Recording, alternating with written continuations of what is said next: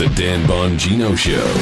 Get ready to hear the truth about America with your host, Dan Bongino. All right, welcome to the Dan Bongino Show. Producer Joe, how are you today? I'm doing well, Dan. It's a pleasure to be here.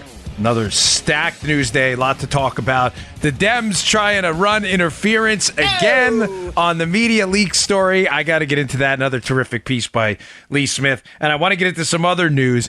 More outrageous liberal insanity. Ladies and gentlemen, they are losing their minds, and it's reminding me of where they were after George H.W. Bush had won the presidency after 2 terms of Ronald Reagan, where they completely lost their minds, broke with reality, and as a result, the Democrat leadership committee came in and had to rebuild the Democrat Party back on the mound of sanity again and started nominating people like a Bill Clinton type who, despite his moral failings, was a little more of a centrist type Democrat. They are really in a lot of trouble right now, so we'll get to some of that too. A lot to talk about today. Today's show brought to you by our buddies at My Patriot Supply. Ladies and gentlemen, as you well know, it is hurricane season, and the time for emergency preparedness is now. It's not after disaster strikes. It is important. In recent weeks, we've seen a couple of hurricanes, flooding, and numerous wildfires. Disasters for many, unfortunately. Widespread disaster can strike too. Earthquakes, solar flares, cyber attacks can knock out the electric power in your house for weeks. It says for millions for weeks. I thought it says for millions of weeks. That would be really bad, but it can knock out power for weeks. That's a serious problem, maybe months. When there's no power, refrigeration fails, stores close, then what? If they can't get food back on the shelves, we'd be in a lot of trouble. You need a plan to make sure there's food in your house stocked away for an emergency. I use My Patriot Supply for my food storage. You should too. I buy it myself. I have, tons of it in my closet. I have one for me, a 2-week supply for my family, and every member. Each person in your household should have at least a 2-week emergency food supply from My Patriot Supply. This week, they have a special price. It's only $75 for a food kit. A 2-week supply contains 92 servings of breakfast, lunches, and dinners. Call 888-411-8926 or go to preparewithdan.com. That's preparewithdan.com. The food lasts up to 25 years in storage. It's only $75. That includes a rugged tote. Order now, 888-411-8926 or preparewithdan.com. 888-411-8926 or preparewithdan.com. Don't miss out on the special deal. Okay, just a couple of quick stories before I get into the just astonishing attempts at these. You almost, Joe, have to admire the Democrats. The gall on these guys. They just...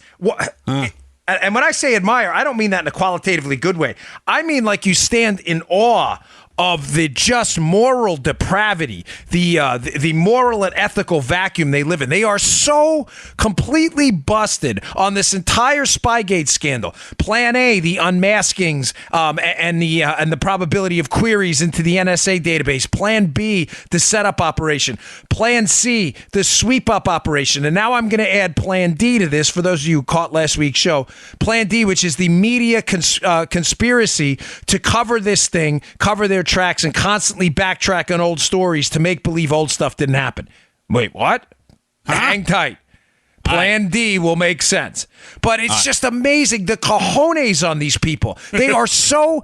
Just know this, and I want you to take a little solace in this, because when I'm done explaining, it'll make sense how awful these people are. Just know this, that if you believe in a higher power, which I do, I'm not a preacher, it's not a preacher show, I'm not your pastor, your rabbi, your imam, or anything else. Right. I'm just suggesting that I know a lot of this is depressing at the end of the day. Matter of fact, even my wife said to me last night watching Papadopoulos on Hannity, she's like, is anything going to happen? I said, I know this. Things are happening. They may not be happening that fast. Is anything severe going to happen to the perpetrators of this? I don't know. But I know this. I will one day be answering to a higher power. And I know this, to all you liberals, police staters, media conspirators in this, and all of you really awful, disgusting, horrible people who perpetrated one of the greatest violations and scandals in U.S. history. I know this. I'm not you. I am not you. I will never be you. You're filth. Mm-hmm. I know you're filth. What you did was disgusting. What you did was horrible. And I know you have to wake up every morning looking in the mirror knowing you're you. I have this guy who goes after me all the time on Twitter, and I'm not just saying this to be a jerk, but if there was a definition of loser in the dictionary, this guy's it. I mean, I'm talking about real, like crime, abusing women. Like, he's a really awful guy. I only know him, and I'm not going to say how because I don't want to give him but it's just, I always think to myself, like, you have to wake up every morning taking solace in the fact that you're not him. Like, he has to be him every day. You know what I'm saying? Like, that's his punishment is being him. This is not that I'm avoiding legal punishment, not to wax philosophic, but I'm just really pissed about what's going on. But I want you to know, just smile a little bit. You are not these idiots. These people are epic losers. Corrupt, morally absent people. They have no values at all. And what they're doing now to cover up Plan D, the media cover up, is just incredible. All right. Before I get to that, one quick note on economic news, something to smile about too. I have a story in the Washington Examiner today, which is really good, which kind of doubles down on something I brought up yesterday about Tax Cuts 2.0. The Republican Party has now put out a platform for Tax Cuts 2.0, doubling down on the Trump tax cut plan that had already passed. Now, this is important because the entire premise of Democrat and liberal and media opposition to the tax cuts plan originally, Joe, was that these tax cuts were not permanent on the income side, but they were permanent on the corporate side. As I said yesterday, the Republicans now have them in a corner because they are likely to put a bill out there that is going to make the income taxes permanent on the personal side. And the Democrats that ranted and raved, oh my gosh, they're not permanent for us, but they are for businesses, are now going to be exposed for the complete, utter frauds they are. They stand for nothing. They're frauds. Now, what's even better about this is the Examiner piece lays it out with specific accusations the Democrats made. One of them, Joe, well, the tax cuts plan, the initial one. Joe, it's not a tax. It's not a tax cut. It's actually a tax hike. Oh. Now, Joe, if you're saying, is your question me? How's that, Dan? How is it a tax hike if it's a tax cut? That's what I was thinking, Dan. The reason they said that is because they obstructed making the tax cuts permanent. So in 10 years, in that 10-year window, when the tax cuts expired because the Democrats wanted them to expire, they were alleging that your taxes would go up again. Ladies and gentlemen, if this is not the most warped, but again, this shows you the moral vacuum these idiots live in. This was a serious argument these morons made. We are going to block, this is the Democrats, we are going to block making the tax cuts permanent. As we blocked them, the Republicans responded by making them temporary, figuring something's better than nothing, right, Joe? Yeah. The Democrats then responded by saying, because those tax cuts are temporary on the personal side, because we blocked them, your taxes are going to go up when they expire at the end of the 10-year window, and therefore it's actually a tax hike. If you're pulling your hair out trying to understand the idiots that reside on the left side of the political aisle, please stop. Please, that you will lose IQ points trying to figure these people out. It is not possible. They are not figure-outable. And the Washington Examiner piece lays out some actual quotes of Democrats saying that the tax cut, Joe, was in fact a tax hike, using the same perverse, bizarre, stupid logic that you just heard. Mm-hmm. Yeah. I woke up very upset for about a number of things. After watching Papadopoulos' interview that's on Hannity, I'm even more fired up. Okay, point number 2. The quits rate in the economy. Another piece I have up there at the in the show notes today, Bongino.com. Please check it out. The quits rate's gone up. Now, you may say, well, why is that good? People quitting their jobs. No, folks, that's great news.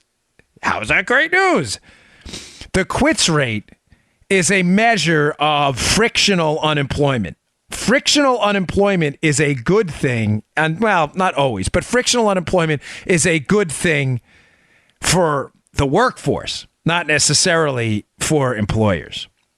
Frictional unemployment, the quits rate, Joe, is people who leave their jobs, not because they got fired, but they leave their jobs for better jobs. you tracking? They want to move up. Right. It's called frictional unemployment because it's not you losing your job. It's you're unemployed only in that temporary period where you leave one job and go to another one. So frictional unemployment is actually at times could be a measure of economic health, not a measure of an economic downturn. Why? Because Armacost, are you going to leave your job if there's not a better one out there for you?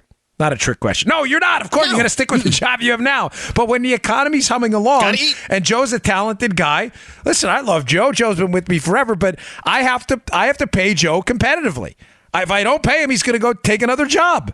I mean, Really, friendship only goes so far. I mean, I wouldn't be mad at him either. If Joe goes, hey, I got another job for, $500,000, I'd say, you listen, you're an idiot not to take it. Go jump on that, buddy. I mean, seriously, I like Joe enough where I'd respect that. But frictional unemployment and the rate of quitting in the economy for another job, obviously, as I just told you, are married together because it's the unemployment period, a rough proxy of the unemployment period that someone has when they leave one job and they take another. When that rate goes up, Joe, that quits rate, it's important because it means that people are getting better jobs. Now, why does that matter? It matters because another one, notice the theme of my show for the last few days, debunking liberal garbage. And believe me, liberal garbage is everywhere. Everywhere you turn, there's liberal garbage. Mm-hmm. This is going to have a dramatic effect on wages soon. The Democrats have been complaining that wages aren't going up. That is nonsense. The wages are going up. The Commerce Department, the Employment Cost Index have both reported wages going up at a dramatically higher rate than under the Obama administration. Granted, inflation is wiping out some of those gains, but that inflation is largely due to Obamacare and health care costs. And the rate is still higher than it was under the Obama administration. So your argument that wages aren't going up, your question should be compared to what? Right, Joe? Compared to what? Yeah.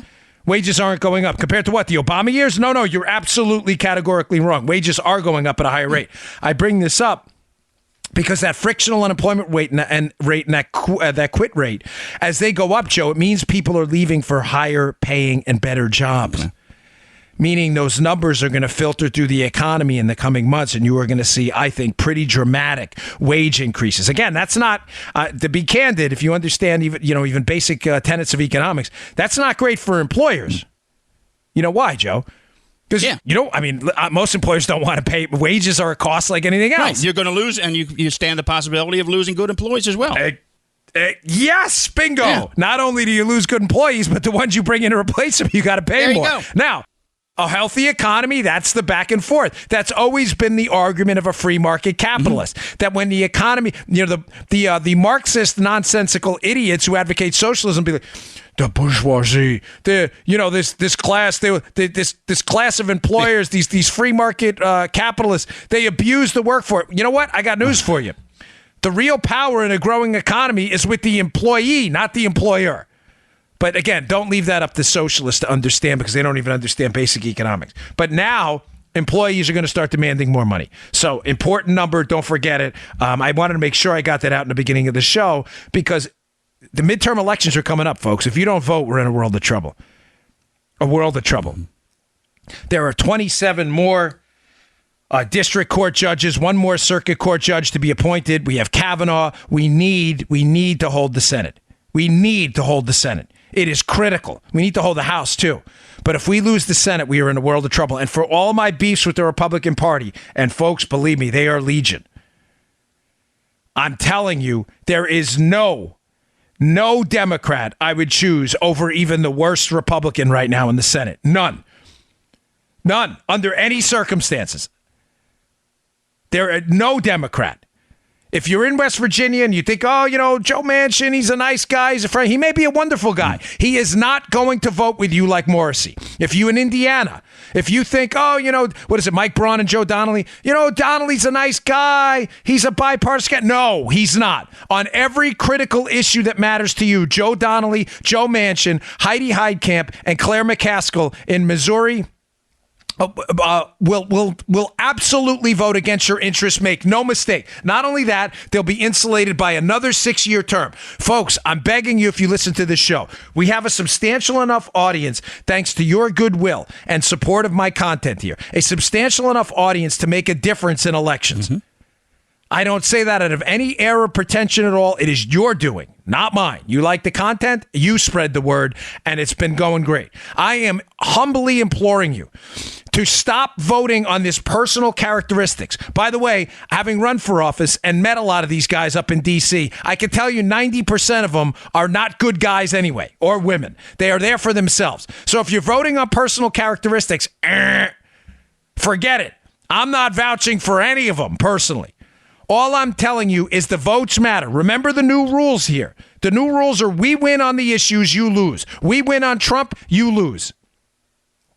If you vote for these Democrats, thinking they're nice guys, they're bipartisan, you are wrong. They are not. McCaskill, Heidkamp, Donnelly, Manchin have got to go. Bill Nelson in Florida has got to go. We must hold on to the Senate. We must. Stop believing this rank hypocrisy. One more note on this. In case you're saying to yourself, oh, no, I mean, I met Joe Manchin. I met Heidkamp.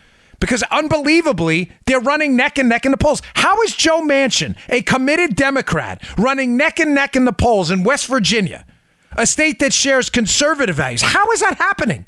Oh, he's a nice guy. Who cares? Who cares? Seriously, who cares? I have a doctor I go to. I'll be honest with you, he's not a nice guy. Matter of fact, he's kind of a jerk when I meet him. But you know what? He does really good work, and I've gone back to him multiple times. I'm not going to say who it is.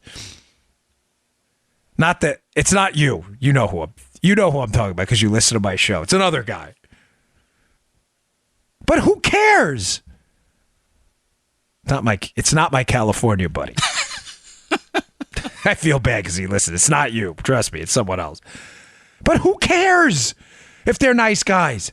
Now, I bring this up to tie up the tax cut story. Folks, why is tax cuts 2.0 important? Why is it important if it's not going to pass? It's important because it gets the Democrats on the records being a total fraud. The tax cuts were temporary. Okay, let's make them permanent. Let's not make them permanent. You just complained they were temporary. Yeah, but we were just kidding. It was a partisan talking point. Yeah, we figured that. We figured that. You're a bunch of losers. We're not surprised by that. Now, why isn't it going to pass, Joe? It'll pass in the House. It's not going to pass because in the Senate, the Democrats have threatened to block it. And unlike the reconciliation procedure, this is going to get complicated. But if you understand this, you understand the deviousness of the Democrat Party these days and what complete, utter, total frauds they are. Okay. The reason Tax Cuts 1.0 passed was because the Republican Party had to use reconciliation in the Senate to get around a Democrat filibuster threat, which to use reconciliation, they had to make the tax cuts temporary. Got that? Understood. The reason we have to hold the Senate is precisely because Manchin, Heidkamp, McCaskill, and Donnelly will all filibuster Tax Cuts 2.0 as well. They can't use reconciliation to make them permanent. So the GOP has already acknowledged that this bill, however good it is, and it's terrific, Tax Cuts 2.0, Joe, is dead in the water. Why? Okay. Because the Democrats are threatening the same thing they did with Tax Cuts 1.0. With the Senate Democrats, notably the ones you think are good guys, some of you, not all of you, they're not good guys or women. They're terrible. They vote awful. They are not for you and your values, are threatening again to get in the way of Tax Cuts 2.0, and therefore they can't use reconciliation again to make them permanent. That's why it's dead in the water. Right. Folks, I hate the wonkery of Senate and House mechanics, and I rarely get into it because, candidly, it's boring. It's not boring in this case because the mechanics expose the hypocrisy. When you can explain to your liberal friends that the Republicans passed the tax cuts because they had to get around a Democrat filibuster using reconciliation, and that's the reason that the tax cuts are temporary. Do you understand your liberal friends have nowhere to go but you're a racist? They don't have anything else because that's a fact. That's what happened. And when you say to them with Tax Cuts 2.0, well, I assume, being that you're complaining the tax cuts were temporary, that you're going to support Tax Cuts 2.0, which makes them permanent, and you're going to push Democratic senators to vote for it in swing states, I guarantee you your liberal friends will be like, no, I'm not going to push for that. But you just complained about them being temporary. They won't. And I assure you, McCaskill, Manchin, Donnelly, and others will not vote to make them permanent and will be complete, total frauds on it. Why? Because they're Democrats. Remember the line, folks, and don't ever forget this. The real problem up on the Hill can be summed up in this one Bonginoism here. Most Republicans up on the Hill are really Democrats on spending, on the economy. Most Republicans are really Democrats. Bingo. No Democrats are really Republicans. Don't ever, ever forget that. My experience with this and talking to these people in the back of cars and other events, driving around, my experience with these people shows many, I shouldn't say most, many Republicans, I'm assuring you, are really Democrats. They think the pro-life movement is a pain in the butt. They're for open immigration. They're for endless spending. They have zero commitment whatsoever to controlling government spending. Most Republicans, many, are really Democrats. No Democrats are really Republicans. That's the problem. And that's why the Democrats absolutely have to go out of the Senate. Get rid of them. Do not vote for them, please. I'm begging you. All right, I want to get into this story because this is really fascinating. And Lee Smith at Real Clear Investigations did an absolutely fantastic job exposing the two-phase leak operation that the government's been involved in, and now the cleanup operation, too, which is basically Plan D, and how the media is so knee-deep in this, especially this Adam Entios guy, who is a horrifying example of the lack of journalistic standards in today's media. Before we get to that, today's show also brought to you by our buddies at Skillshare. My family loves this. My wife uses Skillshare for anything related to websites, even for information on podcasts. You want to learn how to start a podcast? Skillshare can help you out. My daughter was using it to learn French. It's really terrific. It's an online learning platform with over 20,000 classes in business, design, technology, and more. These are really well put together classes, by the way, folks. I've watched YouTube. I know some of those times you go on, you can't hear the video. It's a grainy set, not Skillshare. This is high-end stuff. You can take classes in social media marketing, data science, mobile photography, creative writing, you name it, they've got it. Like I said, my family uses it for everything from French to our podcast to my wife learning little website tricks. So whether you're trying to deepen your professional skill set, start a side hustle, or just explore a new passion, Skillshare is there to keep you learning and thriving. Join the millions of students already learning on Skillshare today with a special offer just for you, my listeners. Get 2 months of Skillshare for just 99 cents. That's right. Skillshare is offering the Dan Bongino Show listeners 2 months of unlimited access to over 20,000 classes for just 99 cents. Think about that. I mean, considering what you would pay for an advanced college education, this is a steal. To sign up, go to Skillshare.com/Bongino. Again, go to Skillshare.com/Bongino to start your 2 months now. That's Skillshare.com/Bongino. Skillshare.com/Bongino. They're really great. Check them out. You will not be disappointed. These are really high quality, great videos. Okay, so Lee Smith on it again. Hat tip, Lee, for your great work in exposing the media's role in this operation. Yeah, baby. Yeah. The article will be up at the show notes today. It's from Real Clear Investigations from Lee, and it describes this deep media involvement in this quagmire of what's gone on with the operation to take down Donald Trump. Now, just to backtrack a bit to where we were. We did a show the other day talking about the multi-tiered plan to take down Trump and how the plan had to change as conditions on the ground changed. Plan A by the Obama administration to take down the Trump team was unmasking, in other words, spying on them and then unmasking the recipient of the call. So Joe's, you're part of the Obama administration. Mm-hmm. They were listening clearly at this point to Trump team members, conversations with foreign people.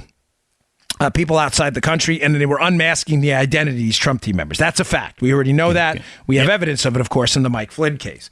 The unmaskings were coming in at historic numbers, and they were being done by people, Joe, who had little to no nexus with the intelligence community and law enforcement at all, notably Samantha Power, who was the United States ambassador to the UN. What was she doing unmasking the identity? Basically, listening in on the calls of United States or getting the data on calls from United States citizens. What were they doing, Joe? So that's Plan A. Plan A was shut down when Mike Rogers from the NSA notices that not only are there issues with the database that's used to query a lot of this stuff, but a lot of the access has been given to private contractors, and these private contractors are abusing their access even after their FBI mission's up. So you can listen to the show where I cover that in more detail. Plan A gets shut down when Rogers shuts down access. Mike Rogers of the NSA, who I believe is going to turn out in the end to be a real hero in this. Plan B is a setup operation. The setup of Papadopoulos, the approaches by Stefan Halper, the approach by Alexander Downer, the approach by Mifsud, all suspicious approaches with connections, people with connections to the intelligence community, and people with suspicious connections to the Hillary Clinton operation. Mm-hmm. Plan C after Trump shockingly wins the election. They're in a lot of trouble. They know they're in a lot of trouble. They need a cleanup operation. Again, clean up on aisle 4. Bob Mueller comes to the rescue. He comes storming out of the back room like I used to in Key Food with my mop. Hey, listen, I mopped. Get a mop. Remember that show? But I mopped up a lot of messes. Mueller comes in to clean up the mess. Mueller is knee-deep in DOJ and FBI connections. He comes in to clean up the garbage and make sure in the end that the attention is kept exclusively on Donald Trump. Why?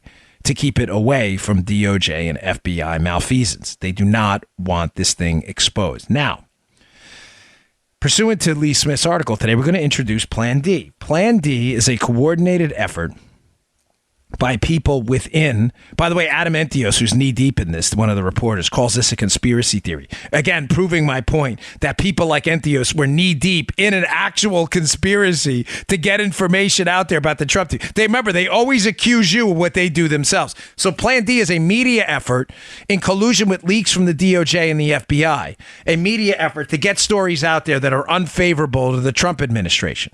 Mm-hmm. That's phase 1. Phase 2 is, as the Spygate scandal is exposed, to constantly push back and change the narrative. So, I want to be clear where we are. Plan D has 2 small portions. It has phase 1 and phase 2. Plan D is the media leak operation. You get it? Phase 1 of the media leak operation. Mm-hmm. Disrupt the Trump agenda, no matter what.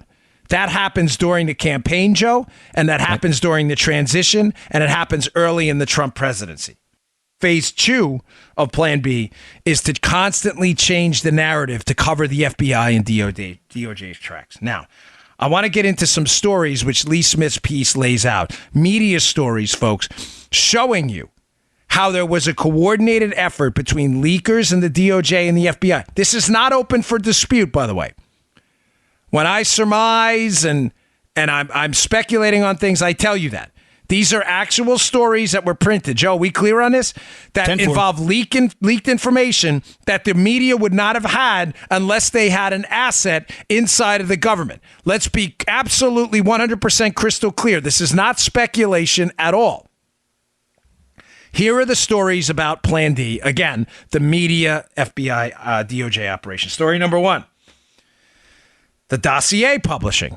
This happens early on in the summer of the campaign as it's heating up, as Donald Trump and Hillary Clinton are going at it. Story number 1 is the leaking of details in the dossier.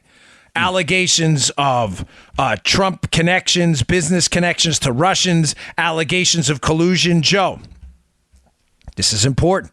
Okay. Allegations that only appear in the dossier. Now, to be fair here, Fusion GPS may have leaked a lot of this and most likely did leak a lot of this to the media. So story 1, we can't conclusively pin on DOJ and the FBI. You see what I'm saying, Joe? Fusion GPS and Christopher Steele, which had put together this dossier, were known to have leaked information to the media themselves. So that they didn't have to go to the FBI to do that. Now, there are quotations from senior government officials and other things like that, but story 1, the leak of the dossier, which, keep in mind, folks, has been almost entirely discredited, outside of tangential, unrelated, unimportant details like Carter Page traveled to Russia. So what? Millions of people travel to Russia. That doesn't mean anything. Right. The leaking of the dossier story is media effort number 1 to damage Trump during this campaign and drop a hint that he may have been colluding with the Russians. Story number 2. This is still in the damage Trump, phase 1 of Plan D. Damage Trump. Mm-hmm. The Flynn leaks, January of 2017. There is absolutely no question David Ignatius from the Washington Post gets a hold of some classified information here. None. The January 2017 article about Mike Flynn and his conversation with Kislyak was a conversation about there's no way that confirmation that call happened and the contents of that conversation or even allusions to it in Ignatius's piece would have happened without an exchange of classified information. Folks, you understand this? Flynn's conversation being monitored alone and the leaking of the conversation being monitored is a serious breach. What was discussed on the call, details of which start to appear later in Ignatius's piece, is a highly classified leak of an NSA intercept. Highly classified. How did he get that information, and why was that information leaked? It's clear as day. Again, story one, the dossier's leaked to put out the story and to seed the media with the idea that Trump's colluding with the Russians based on the farcical dossier. Story number two, Joe, about Flynn's conversation with the Russians is designed to seed again the Russian narrative while also doing significant damage to Mike Flynn. Okay. Story number three, we're still in Plan D Phase 1. Disrupt the Trump agenda, make the collusion connection, damage Trump no matter what. But keep in mind, during this phase, media people still believe the collusion thing is real. Don't forget that. They still believe it's real. Because Phase 2 won't make any sense if you don't understand that in Phase 1, while they're damaging the Trump agenda, Joe, the media still believes the collusion story is real. Why is that important here? Think about this, Joe. Think this through for a second, right? All right. For as awful as the media is, and believe me, they are awful. They're probably worse than many of you know. I mean, I had to deal with them running for office. They are some of the rudest, most obnoxious, some of the most ignorant people you've ever met. They're not stupid, though. They're not stupid with regards to the business model. They're not going to print something knowingly false that they can't then retract later to save their... Now, they'll print something false if they can hide it. I'm not trying to... Please understand what I'm saying here. I'm not trying to say these are good people. I'm trying to say that they wouldn't print something knowingly false, knowing they'd have to retract it later. If they can hide it, they will. And if I can get to the Kavanaugh story later about that, I will. Does that make sense, Joe? They're not going to print something that they have to embarrassingly retract later. Right. The media at this point is running stories about the dossier, collusion with Flynn, collusion with others, because they really believe this story's true. That's the demarcation point between Phase 1 and Phase 2. Phase 2 is when they realize this story's crap, and now it's like, again, clean up on aisle 4. Story 3, the FBI Page investigation, the Page FISA investigation leaks in April of 2017. This, again, is a story designed to seed the public. And again, Lee Smith's piece goes through this line by line. It's very good. This is designed to seed the public with the idea that Trump's presidency is illegitimate.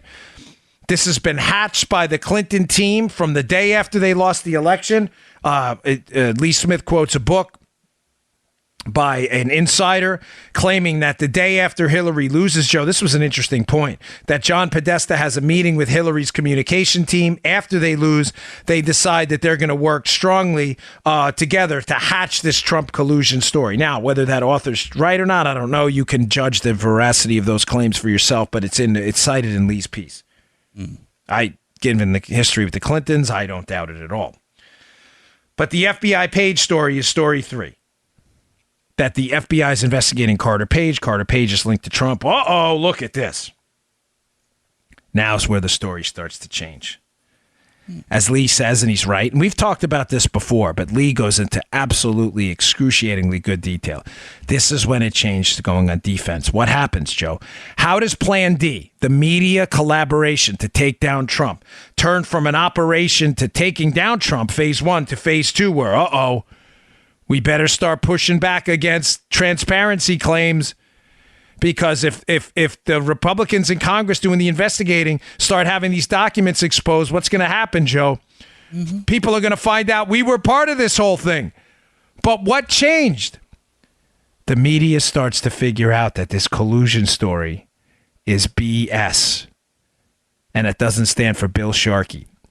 And by the way, a guy I was working out in the gym the other day came up to me, said his friend's name is Bill Sharkey, and he thinks I'm after. It is not you, Bill Sharkey. I had another friend, the last name Bill Sharkey. I swear. Guy comes up to me in the gym, he goes, "You mentioned Bill Sharkey the other day. I got a friend named Bill Sharkey." It's not you, Bill, but thanks for listening. I promise. Have no fear. He's like, "Why does he hate him so much?" I don't hate Bill Sharkey. It was another guy.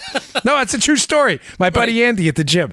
He's like, "My friend thinks you were talking about him." I'm like, I have no idea who that guy is, but thanks for listening. They realize the story's BS. They realize the Russian collusion story is BS. Now the media's got a problem, Joe. Why? because for the last year, they have been printing articles sourced to senior government officials and anonymous people claiming what? Trump's colluding with the Russians based on what? A dossier that they now find out is complete, utter crap.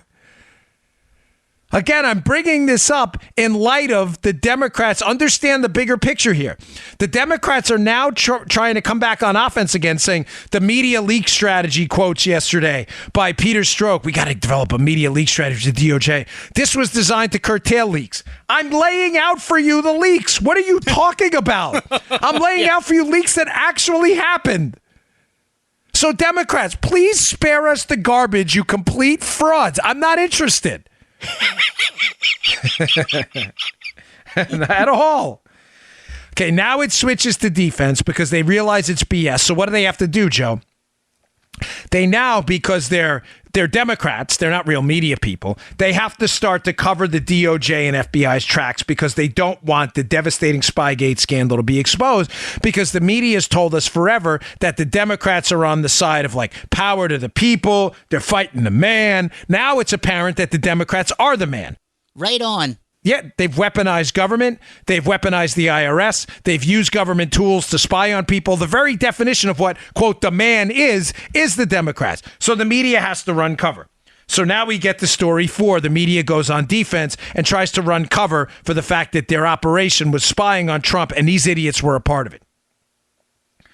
Story 4 is the December 2017 article from the New York Times saying Papa D did it.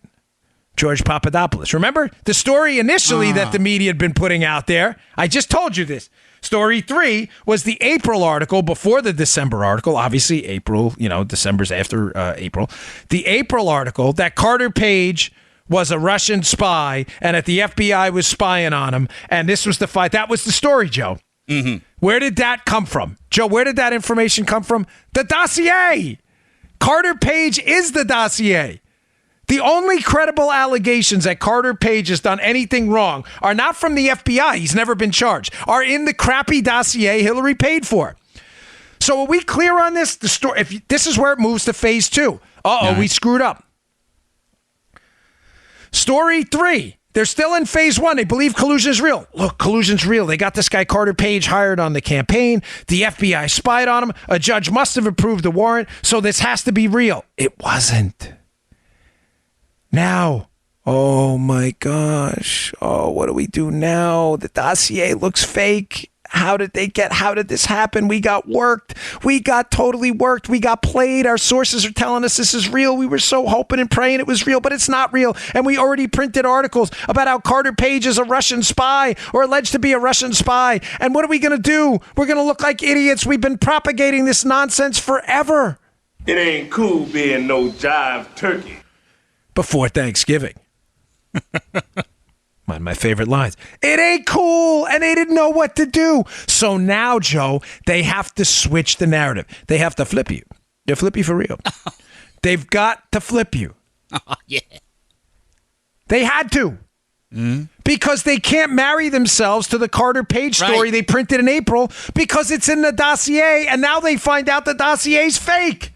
Folks, if you got to listen to today's show twice, please do it, because there's debunking liberal garbage is so easy. They're trying to backtrack on the fact now that this media leak strategy, these quotes, that they were about some media leak to prevent leaks. These leaks happen.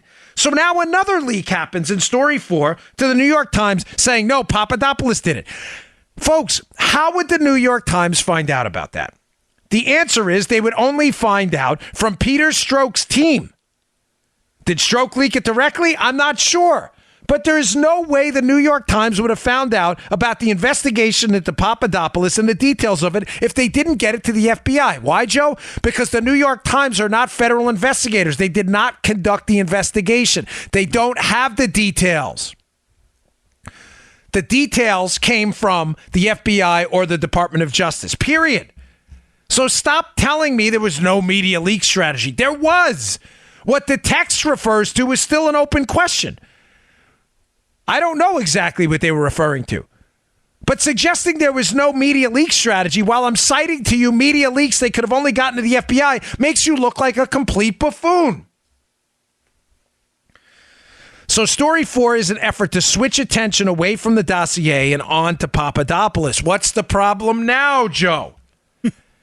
The problem they're having now with switching attention to the Papadopoulos story that he meets with Downer in this London pub for drinks, the Kensington Wine Room, is Papadopoulos is now out, free to talk. And if you saw him last night on Hannity and his other appearances, Papadopoulos is vigorously denying that he had any conversation with Alexander Downer at all about Hillary Clinton's emails. And by the way, Downer is denying he mentioned Hillary's emails either. Folks, please tell me you get this. The media is part of this. They are trying to actively run cover for the DOJ and FBI. But every time they change the story, a roadblock gets thrown up in their way. What's that roadblock, Joe? Facts. Mm-hmm. You cannot change in the past what actually happened. And Papadopoulos, who has shown, he admitted he lied to the FBI. He has shown no inkling of dishonesty on this subject at all, folks. He has admitted, well, that's kind of an ironic thing to say. He admitted he lied while showing no inkling of dishonesty. Yeah. I mean, in his telling of his role in this. He admitted he lied. He lied about his original contact with Mifsud. He has not been cryptic about that at all. But he has subsequently said, while acknowledging he did not tell the truth about the date Mifsud contacted him, there is no evidence showing that he's lying about his interaction with Downer. In other words, if the New York Times story is correct and that that the real origination of the FBI investigation wasn't Carter Page now, despite their own reporting in April that it was. If the real story now is, well, Papadopoulos met with Downer and they talked about Hillary's emails. Downer's saying they didn't talk about Hillary's emails. Papadopoulos is saying we didn't talk about Hillary's emails. I don't even remember anything about Hillary at all in this. Folks, are you even remotely curious then why a case was opened up if there's no evidence that this actually happened? You may say, oh, no, there's evidence. It's out there. Okay, where is it? All right.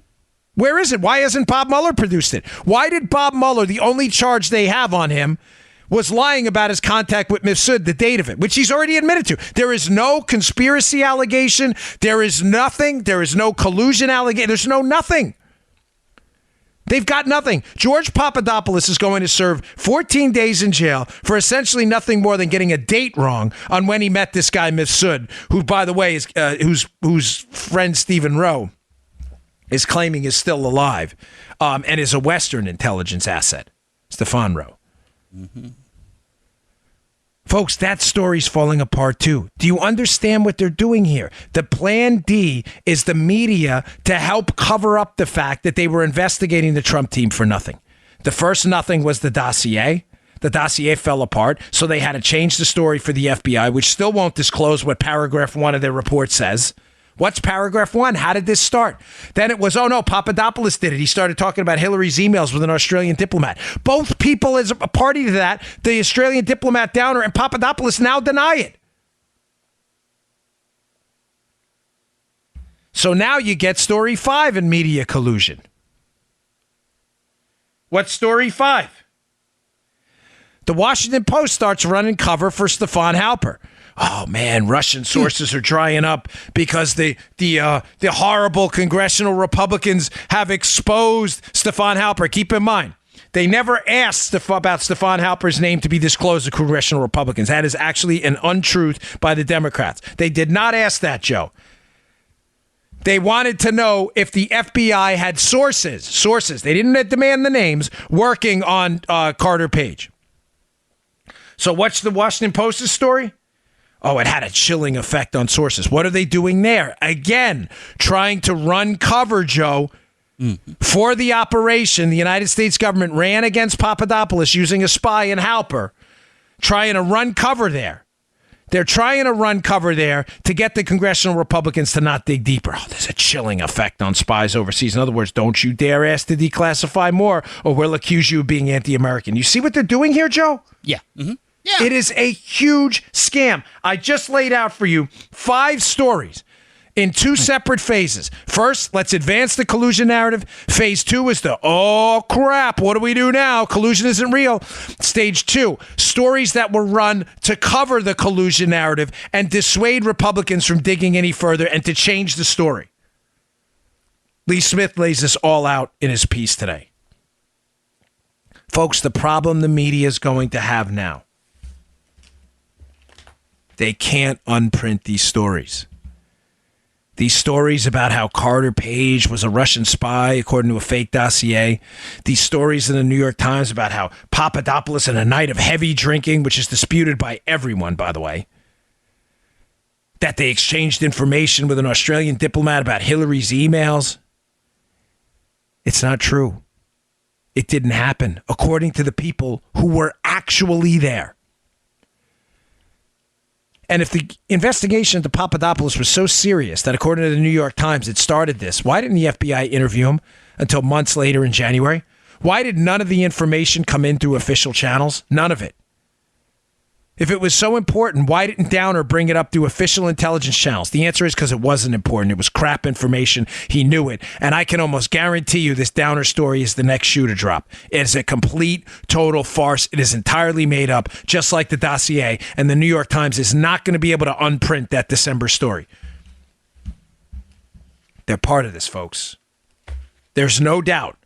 You can't unprint those stories. And remember, every time they call you a conspiracy theorist, know you're onto something. I'm telling you, especially people like Adam Entios. He's knee deep in this whole thing. He doesn't want his role exposed in this either. Okay. Finally, today's show brought to you by our buddies at Betterment. Hey, you're not the average investor. Why would you settle for average? We don't settle for average anywhere else. Anywhere. No one wants an average car or an average performance in school. So why would you settle for average when it comes to investing? Don't do it. There's a smarter way to manage your money. Betterment. Betterment's an online financial advisor for people who refuse to settle for average. Don't do it. Don't settle for average. They use cutting-edge technology to build personalized portfolios and help you make more from your investments. Then they guide you along the way with advice to help you make really smart financial decisions. All of this for one low, transparent fee, which that we love. Sometimes these fees, you're like, where did that come from? All this for one low, transparent fee. Plan for retirement, reach your financial goals, make the most of your money. Don't settle for average investing. Demand better. Investing involves risk. The Dan Bongino Show listeners can get up to 1 year managed free by visiting betterment.com/Bongino. That's Betterment, MENT. Betterment.com/Bongino. That's betterment.com/Bongino. Really, really important. Betterment.com/Bongino. Remember, investing involves risk, so check it out. But this is up to 1 year managed free. Definitely worth your time. Don't accept average. Okay. A final note on this, because I do have a couple other things I want to bring up, especially just the liberals getting nailed again on fake news. Stefan Rowe, who has been Joseph Mifsud, the Maltese professor who originally meets with Papadopoulos in what I believe now to be a setup. The Democrats, the DNC, tried to subpoena Mifsud and couldn't find him and indicated that he may be deceased. I told you on a show the other day that, you remember this, Joe, that I strongly doubted that story. And my experience in trying to locate criminals, bad guys, sources, and other things as a former federal agent is that if you are going to hide in today's world, you can only do so in a state-sponsored way. There's almost no way to hide from the network of financial, social media, email, and camera video transactions that people make every day. It's almost impossible. You can only do it with state-sponsored help. As if on cue, Chuck Ross, who does great work at the Daily Caller, just hours after I published the podcast. I'm not saying he listened to mine. He does his own good work. Please don't mistake this for me knocking Chuck. He's doing a tremendous work. But Chuck Ross has a piece up at the Daily Caller I'll have in the show notes today saying what, Joe? Through his own sources that Stefan Rowe, Mifsud's buddy, is claiming that he is alive, of course, and that he has changed his identity. Folks, again, I just don't want you to think you're wasting your time here. I think Chuck Ross has done tremendous work on this. I think he knows more than most people about this case. Mifsud is not dead. I would be astonished if he was. Somebody is hiding Mifsud. The question you should be asking is why not a full court press to find him? Because remember what I keep telling you. The key to this entire case is Joseph Mifsud. Mifsud is the first person to meet with Papadopoulos. Mifsud is the indicator if this is a Russian collusion scheme or if this is a Western intelligence collusion scheme. In other words, an effort by friendlies, Joe, intelligence friendlies to the United States to work with the United States to set up the Trump team. That is the story. Because if Mifsud meets with Papadopoulos and it's a setup, then the case is a setup. If Mifsud meets with Papadopoulos and legitimately has Russian intel, and there was some exchange there, which everybody denies, by the way, of information about the Russians on Hillary, the case would be real. Now, you may be asking yourself then, why is there not a full court press to find Mifsud? Because I'm telling you, Mifsud is not, in fact, was not transmitting information to the Trump team regarding Russian-held information. Does it make sense, Joe? They don't want to find Mifsud. Right. Somebody's hiding him. I'm not going to get into who it is because I can't confirm that. I'm just telling you, based on experience here, that somebody's helping Mifsud hide. Mm-hmm. He's not dead. I would be stunned if he is. Read the Chuck Ross piece. You can read the quotes yourself. Okay. You know, one of the things that really infuriates me and gets on my nerves is the endless efforts to attack Donald Trump with fake news that is so easily discredited that if you did even a modicum of research, you would figure it out. Now, small hat tip to CBS News, who actually did some investigative work on a story that has been getting moved around. Because remember, the media's only interest right now, most of them, obviously not all of them, I'm talking about CBS right now.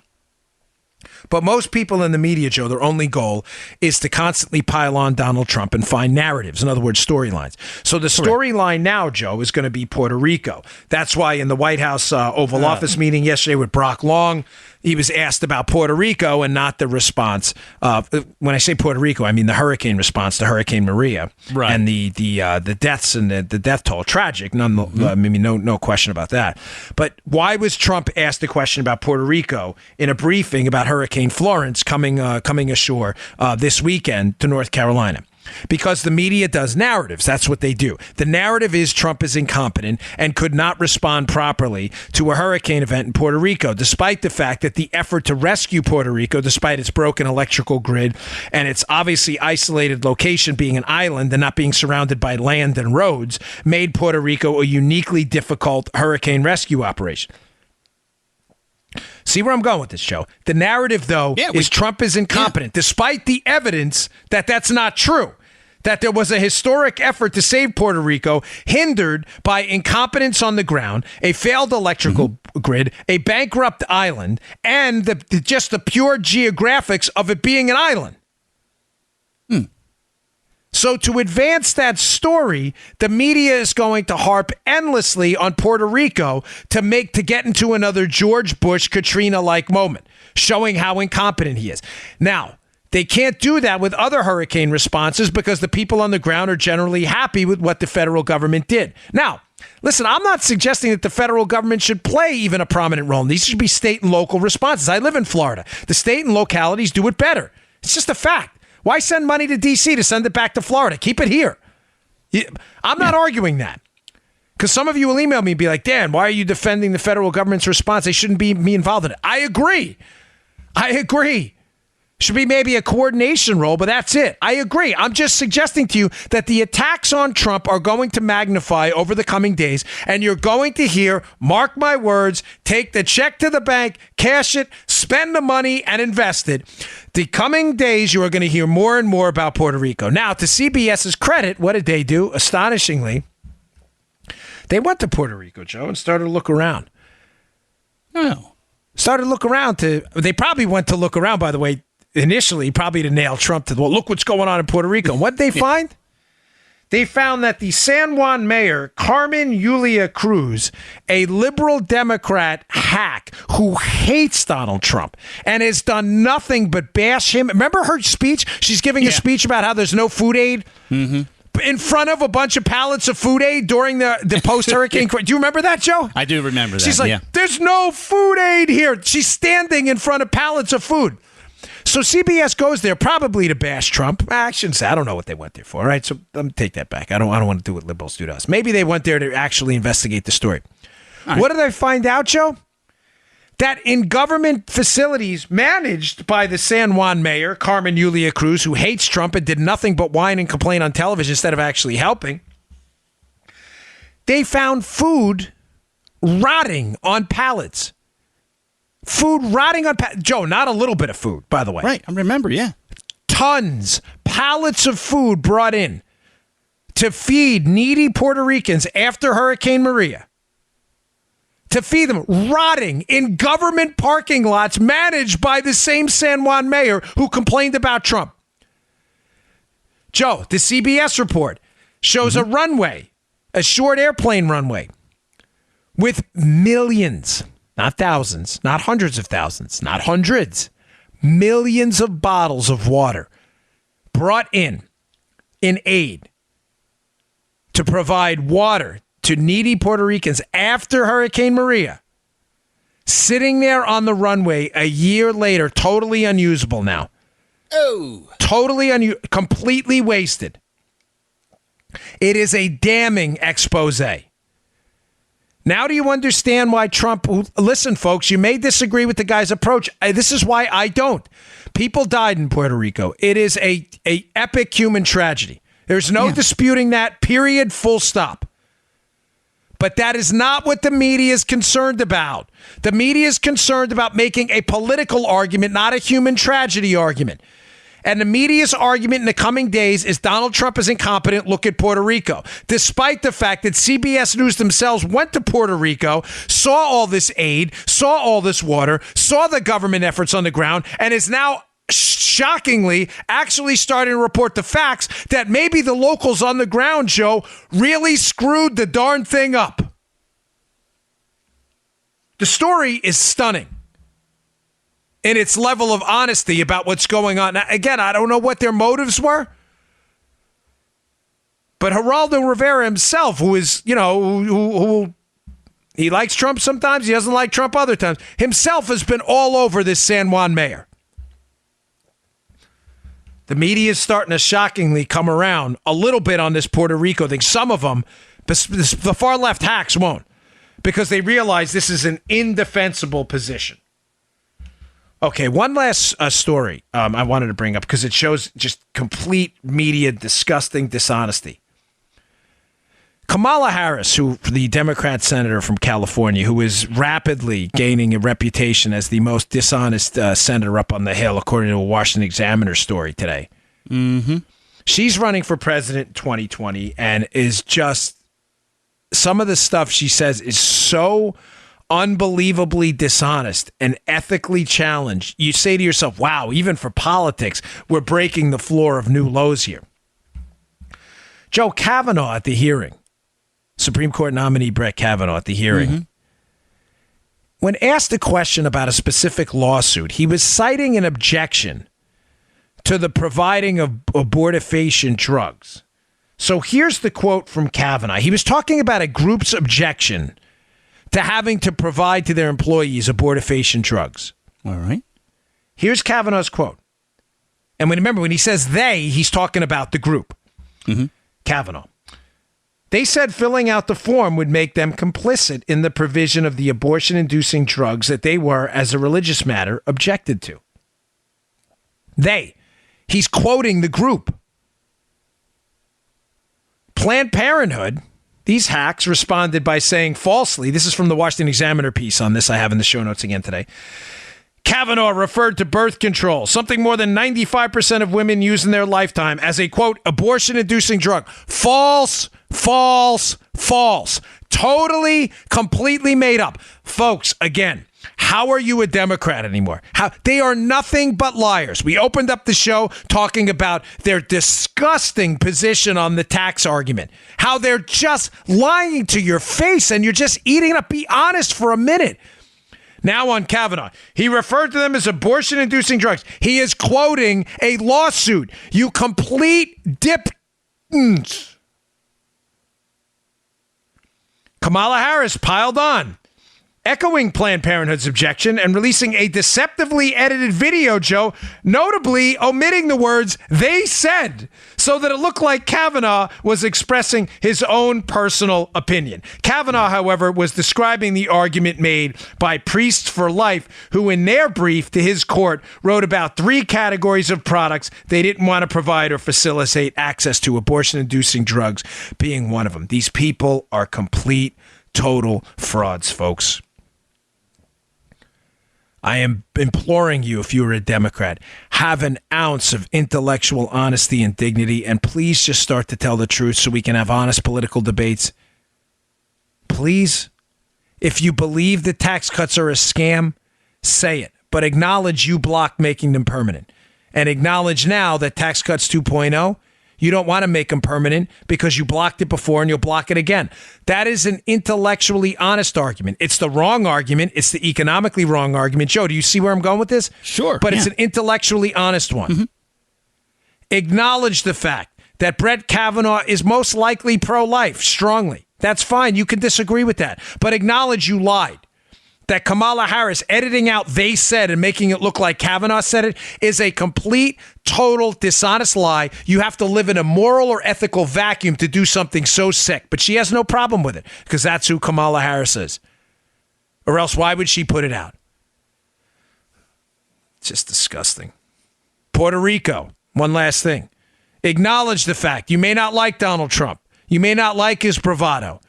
But insisting that Donald Trump didn't do everything he can through his administration. By the way, I disagree with the federal response. It should be a state response. I'm telling you that.